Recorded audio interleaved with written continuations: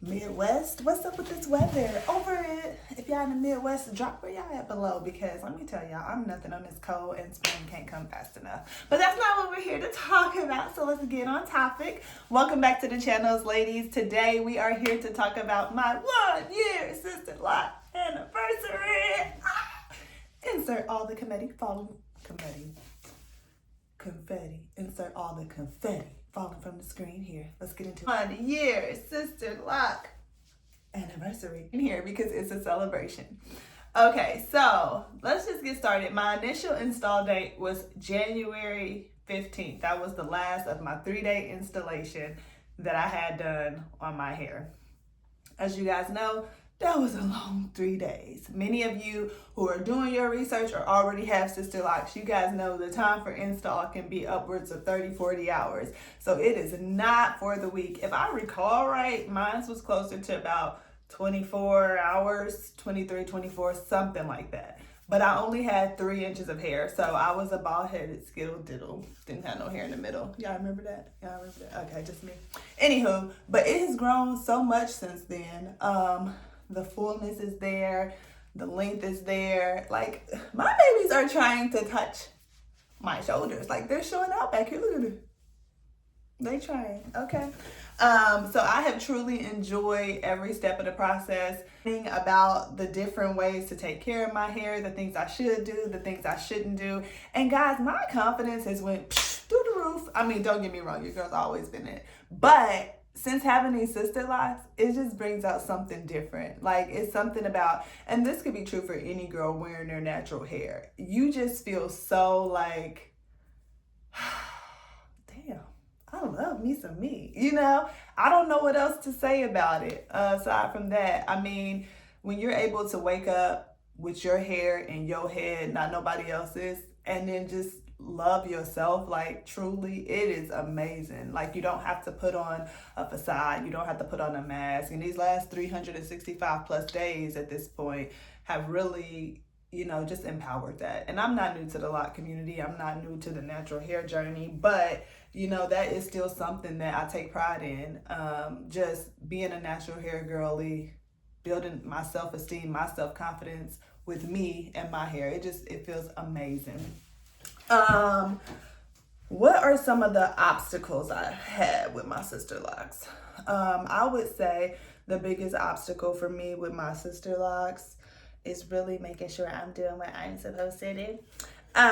So at night, you know, you're supposed to tie your hair down every night. I don't always do it. And I probably should get a satin sheet and pillow case because I know I'm not going to do it every single night. I'm just not. And it's silly because it's simple, but I have noticed that because I don't do that, you know, I've taken care of it now, but I've had places in my hair where I've started to get like, you know, loose like lint or things like that, just off the pillowcase and things like that, just in my hair. So because of that small thing, right, tying your hair up, that has been like an issue for me. It's something that I've had to spend extra time like thoroughly washing, thoroughly cleansing, and not picking at my locks, guys, because if you pick at it, you'll destroy that lock. But just really making sure you're getting all that lint out through detoxes, washes, whatever you want to call it,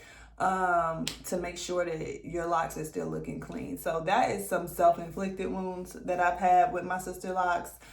Something else that I have struggled with, especially because I'm in the Midwest, and like I just told you at the beginning of this video, it is cold.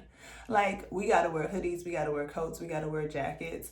Adding to like that whole build-up thing is like wearing like wool or like clothing that will touch my locks. Like if I put a hat on, okay, now you're leaving all these things in, you got to go through, scrape it, like just little stuff like that. Really, it's not big things that I've had issues with my locks, but things like that. So trying to find alternative, maybe like hoodies that you can wear that are satin lined so that you don't have those issues, because it is so cold here. And I'm sorry that I'm talking about it, but I'm over the weather. Okay.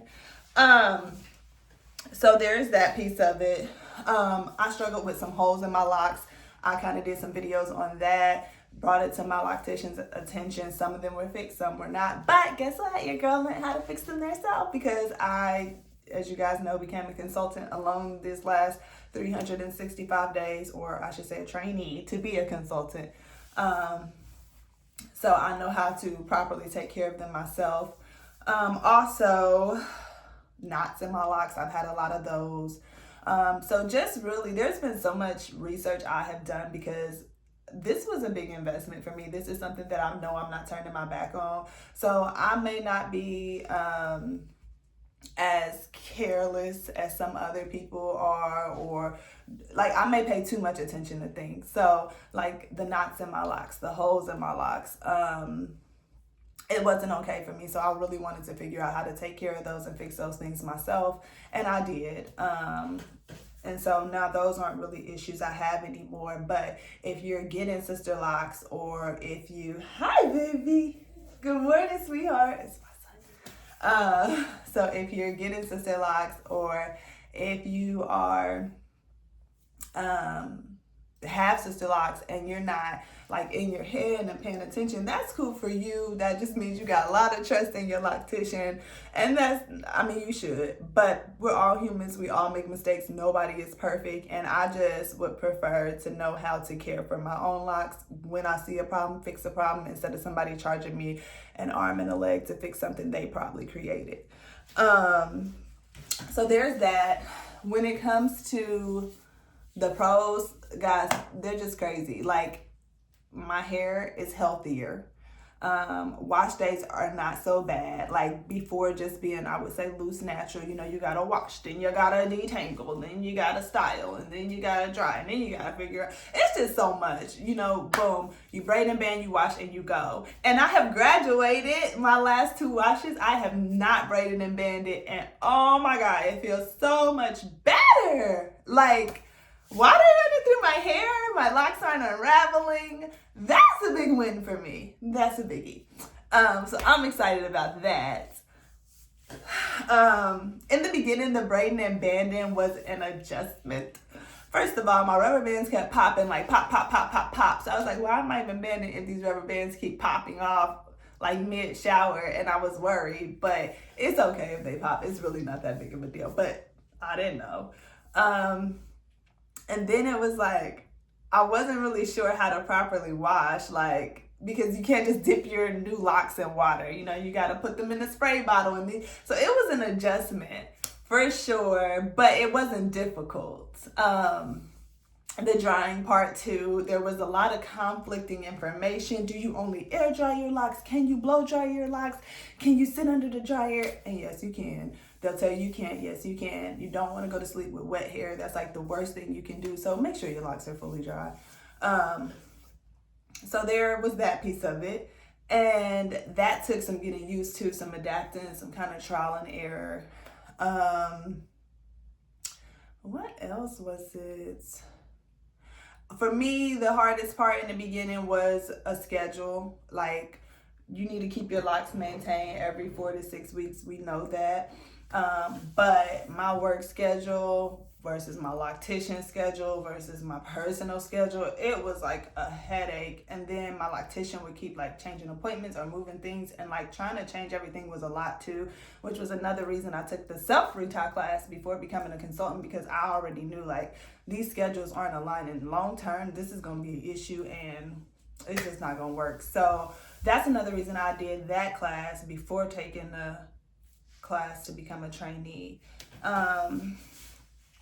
So yeah, I mean, there's that. So you do have to think about that, because your locks have to be maintained. Like, if they're not maintained, it's not going to be good for you long term, because the longer you go without a retie, you can really damage your locks, and that's going to be a whole nother video for another day. But you got to stay on top of those retie appointments so your locks don't break off, they don't thin and things like that.